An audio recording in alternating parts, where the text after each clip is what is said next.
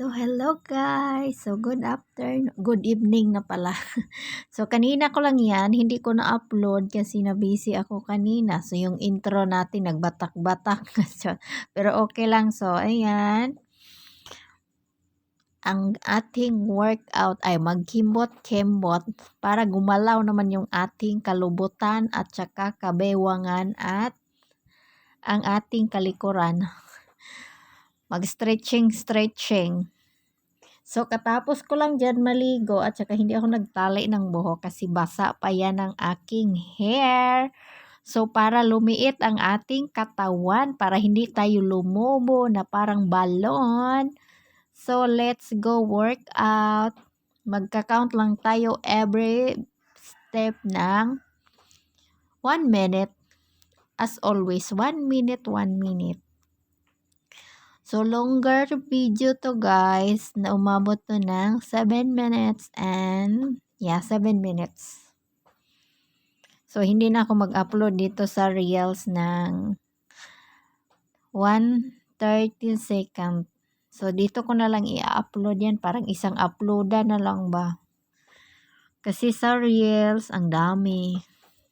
1:30 second, 90 second lang siya. So, hindi siya, hindi pwede na, longer video. So, ayan dito, ganyan-ganyan lang guys, para lumiit ang ating bewang. So, hindi naman ako super nagpapaliit kasi ang pangit naman guys, pag super skinny ng ating katawan, parang wala na bang laman, ang pangit na tingnan. So, dapat magtira-tira tayo ng laman ng ating katawan. Huwag masyadong payat, huwag din masyadong mataba. Siyempre, yung tama lang na size. Huwag sobrang payat, huwag din sobrang mataba. Kasi ang pangit naman din tingnan natin na sobrang payat, wala nang laman, parang malnourished na tayo niyan tingnan. Malnourished talaga. So, dahil hindi naman tayo artista, no? So, kahit hindi tayo artista, hindi tayo kagandahan, so, kailangan pa rin natin mag-workout para maging healthy ang ating katawan. Healthy is the best. Para tumagal tayo sa earth. Mga ganyan. Ganyan lang yung sikreto para tumagal tayo. Siyempre, kumain ng healthy food. At saka, iwasan yun kumain ng mga unhealthy food kasi lang yan, lason lang yan sa ating katawan. Pwede naman yung tikim-tikim lang ng little bit lang. Huwag masyado, huwag araw-arawin. So, ayan. Ganyan-ganyan lang guys. Para lumiit ang ating bewang, likod. Para naman magkalaman yung ating ating kalubutan. Kalubutan talaga. Ang pangit naman yun ng ating katawan pag wala tayong, lubot. Ano bang tawag sa Tagalog dyan? Bahala kayo dyan kung ano nang tawag dyan.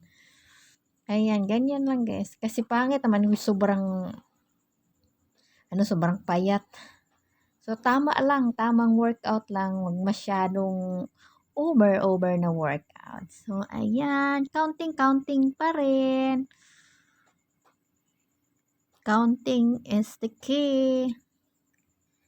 Depende sa inyo kung ilang minutes, ganyan-ganyan. Pero kung araw-araw kayo magganyan guys, kung malaki yung inyong likod. So, sa akin guys, dati malaki yan. Ngayon, hindi na siya masyado. Ayan, batak ulit tayo kasi parang, na yan.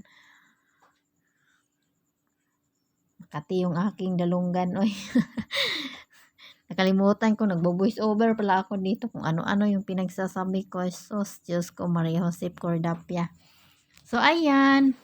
Tuloy lang tayo sa ating ginagawa, magka-count pa rin.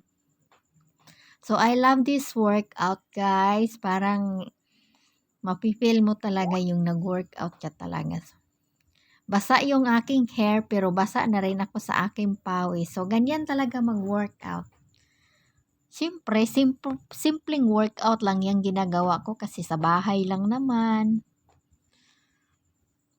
Ganyan lang. Hindi masyadong hurry workout. Ganyan lang ang ating gagawin. Pagpatuloy pa rin natin ang ating ginagawa.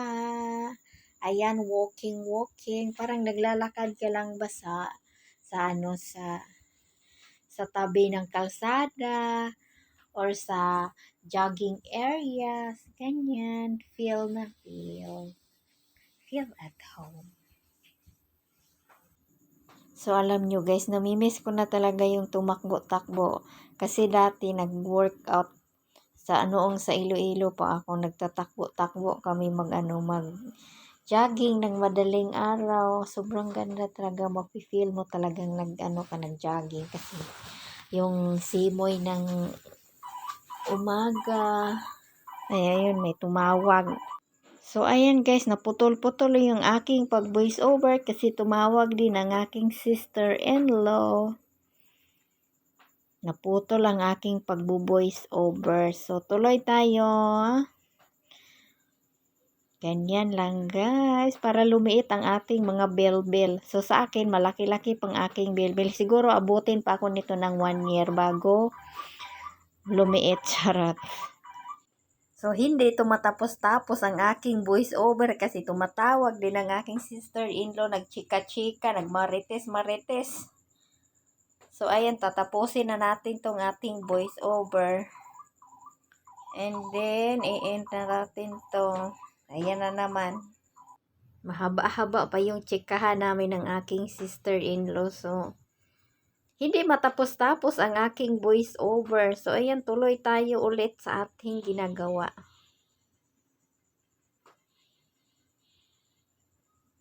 Pangpaliit ng legs at saka belly.